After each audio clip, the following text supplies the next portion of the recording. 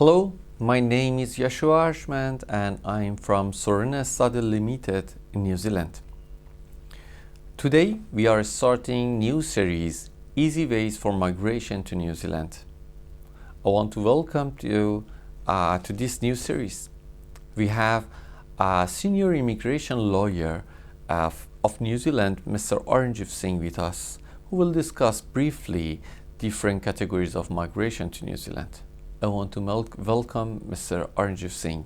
Mr. Singh, I want to ask several questions regarding the people who are out of New Zealand and they want to come to New Zealand.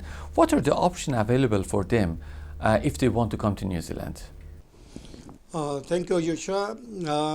If a person from overseas wants to travel to New Zealand, there are different purposes for coming. A person can come for holidaying and sightseeing, and a person can come for study, or a person can come to work in New Zealand. If a person from overseas wants to travel to New Zealand for holidays or visiting the families or relatives, what type of visa conditions are available for this person? The visitor visa category is the only option, and there are certain conditions and criteria for meeting the requirements of visitor visa. Can you tell us about, briefly although, about the visitor visa and its criteria and the conditions that it has? Most of the applicants who are considered positive profile applicants by the Immigration New Zealand, they must be a bona fide applicant. They must have lawful purpose to travel to New Zealand, and they must have strong socio-economic ties to their home country, and they must have strong financial capacity to travel to New Zealand and spend money during their travel in New Zealand. And what's the maximum period a person can be granted a visitor visa at one time in New Zealand? The period for which a visitor visa can be granted depends on the purpose of the visitor visa. Up to 9 months maximum, a visitor visa can be granted in a 18-month period. Most of the visitor visas comes with multiple entry conditions, which means that before the travel expiry date, applicant can travel to New Zealand a number of times by going overseas and then returning back to New Zealand, but there would be a limit on a particular period of stay in New Zealand at one given time. So maximum 9 months a visitor visa can be granted, but it would come with either single entry conditions or multiple entry conditions. So if it is with single entry, then the person must come to New Zealand before the travel expiry date and must leave New Zealand before the period of visa granted to that person by Immigration New Zealand. You refer to bona fide. What is the exact meaning of bona fide in this case? So by bona fide, it means the person has to prove that he has a lawful purpose to travel to New Zealand. Secondly, he must prove that there is no negative travel history. Negative travel history means that there should not be any decline of any visa application for either New Zealand or for any other country.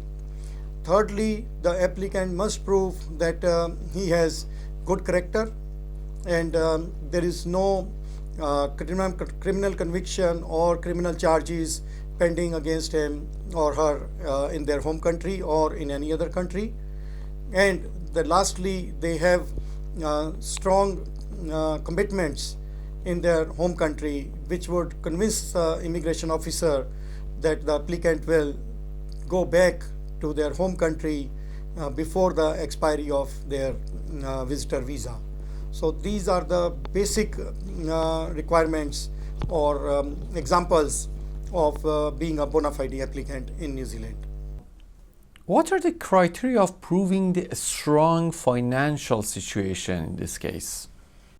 So strong financial situation as per the Immigration New Zealand means that a person must have a good stable source of income.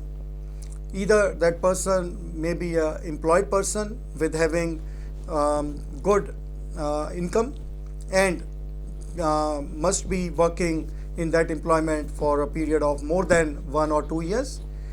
Or if a person is self-employed, they must have strong financial background in terms of liquid funds available in their bank account, and the tax returns they had filed showing their income in the past few years. So with those things, the applicant can prove that they have strong financial capacity to spend money while they are on a visitor visa in New Zealand, and the source of income is so strong that they will return back to their home country before the expiry of their visitor visa in New Zealand. And what are the conditions of visitor visa for the people? Right, so a visitor visa holder can stay in New Zealand for a particular period of the visa being granted, and they cannot study for more than 3 months in New Zealand while on a visitor visa, and they cannot do any employment. So they can't work in New Zealand while they are on a visitor visa. They can't study for more than 3 months in New Zealand while on a visitor visa, and they have to stay in New Zealand only until the visa date when their visa expires. Before that date they have to return back to their home country. Yeah, correct. Thanks a lot, Mr. Singh, for this definition about this visitor visa, this type of visa, and thanks a lot from all of you that following us. I want to invite you to subscribe this video, like it, and follow it up for the next part of this series.